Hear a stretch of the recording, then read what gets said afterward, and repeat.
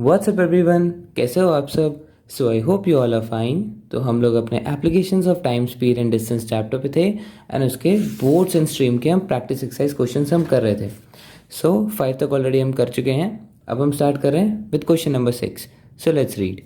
A boat running downstream covers a distance of 16 kilometers in 2 hours, while for covering the same distance upstream, it takes 4 hours.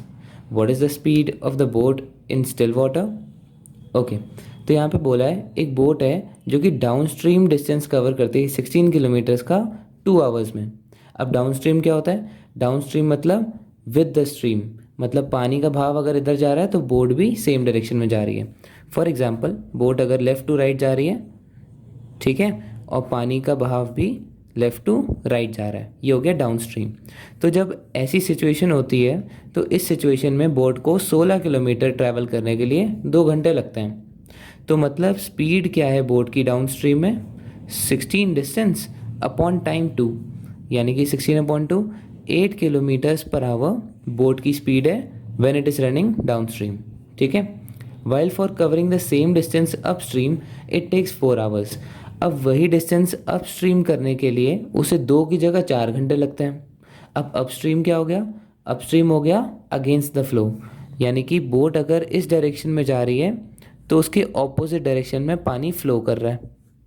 अब पानी इधर जा रहा है, इधर फ्लो कर रहा है, बोट इधर जाने की कोशिश कर रही है, तो पानी उसे धकेलेगा बोट को और उसकी स्पीड को कम कर देगा, इसलिए उसे ज़्यादा टाइम लग रहा है ना। अब डिस्टेंस वही है लेकिन स्पीड में डिफरेंस आएगा।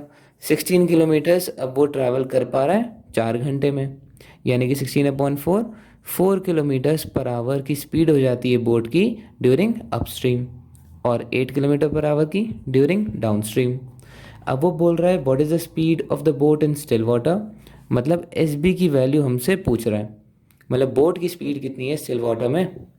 तो हमने एक फॉर्मूला देखा था लास्ट वीडियो में कि जब भी हमें डाउन स्ट्रीम की स्पीड पता हो और अपस्ट्रीम की स्पीड पता हो तो हम नॉर्मल बोट की स्पीड कैसे निकालेंगे। इसका फॉर्मूला होता है speed in down stream plus speed in upstream upon 2, that's it.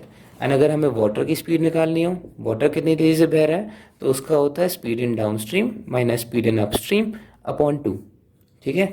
तो ये दोनों फॉर्मूलेस आप याद कर लेना। अभी फ़िलहाल हमसे ये पूछा है तो ये निकालते हैं। So speed of boat in still water is 8 + 4 upon 2, that is 12/2, 6 kilometres per hour is your answer, option number B. Now question number 7. A man can row 3/4 of a kilometer against the stream in 11 whole 1/4 minutes. The speed in kilometers per hour of the man in still water is? Okay so यहाँ पर बोला है एक man है जो कि 3/4 of a kilometre रो कर पाता है इन 11 होल 1/4 मिनट्स। अब भाई 3/4 कितने होते हैं? देखो एक क्वार्टर होता है 1/4, है ना, 1/4 को हम 1/4 कहते हैं। सो 3/4 कितने हो गए? 3/4, ठीक है। और 3/4 1 किलोमीटर का मतलब 3/4 1000 मीटर का, हम ऐसे भी लिख सकते हैं। सो 4 × 250, सो 250 × 3 750 मीटर्स का डिस्टेंस हमें यहाँ पे दे रखा है, बस थोड़ा सा घुमा के दे रखा था। सो अब 750 मीटर्स रो करने के लिए अगेंस्ट द स्ट्रीम, मतलब यहाँ पे अप स्ट्रीम की बात हो रही है, तो डिस्टेंस ये लग रहा है, टाइम कितना लग रहा है, ये डिस्टेंस है, टाइम कितना लग रहा है 11 होल 1/4, यानी कि 45/4 मिनट्स लग रहे हैं। इसे हम सेकेंड्स में कन्वर्ट कर लेते हैं इंटू 60, सो ये हो गया 15 और 45 × 15 दैट इज 675 सेकेंड्स, ठीक है। तो डिस्टेंस हमें पता है, टाइम हमें पता है, कि हम स्पीड नहीं निकाल सकते? नहीं निकाल सकते, क्योंकि हमें स्पीड पूछा है वाटर का, और स्पीड अगर मैन का भी पूछता है इन स्टिल वाटर तो भी नहीं निकाल सकते थे, क्योंकि यहाँ पे हमें जो डिस्टेंस और टाइम दे रखा है ये कौन सा दे रखा है? Against the stream. यहाँ पे अप स्ट्रीम का केस हमें दे रखा है। अब या तो डाउन स्ट्रीम का भी देते तो ये हम निकाल सकते थे, है ना, हमसे स्पीड ऑफ वाटर पूछा है। सो डाउन स्ट्रीम की स्पीड दे नहीं रखी, सिर्फ अप स्ट्रीम की दे रखी है, एंड स्पीड ऑफ बोट भी नहीं हमें पता, तो फिर ये निकालना इम्पॉसिबल है। So therefore data insufficient is our answer, option number D.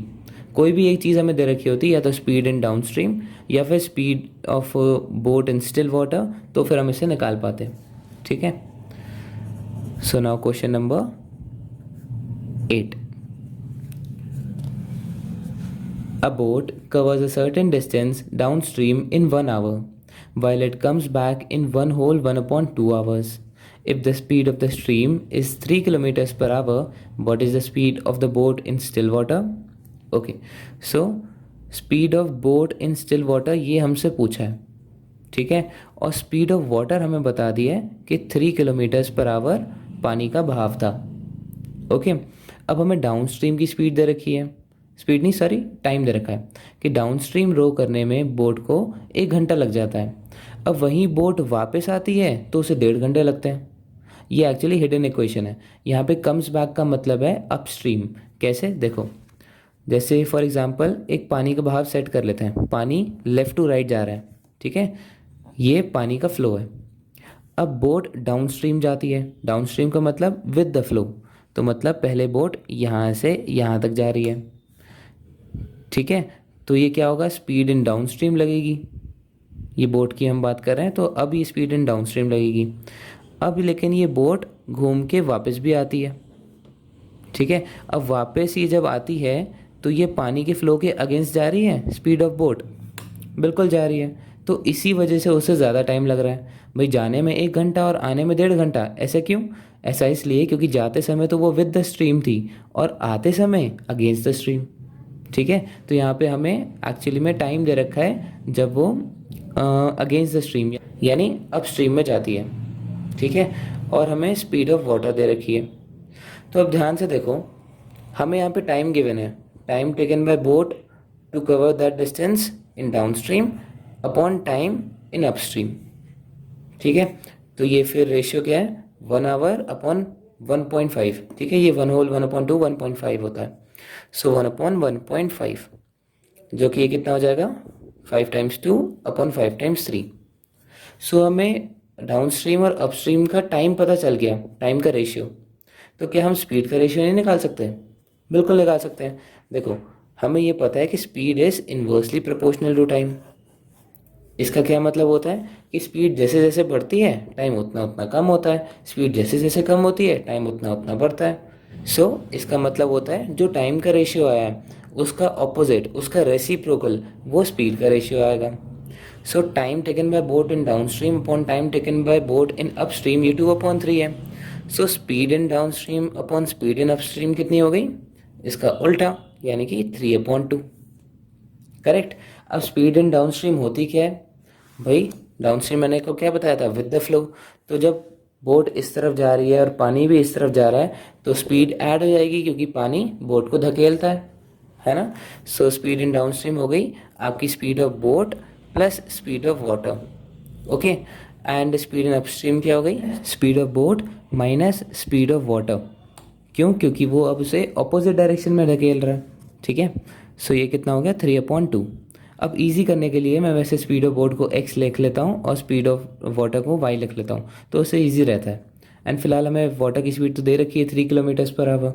So x + 3 upon x - 3 ये हमें दे रखा है 3/2, ठीक है।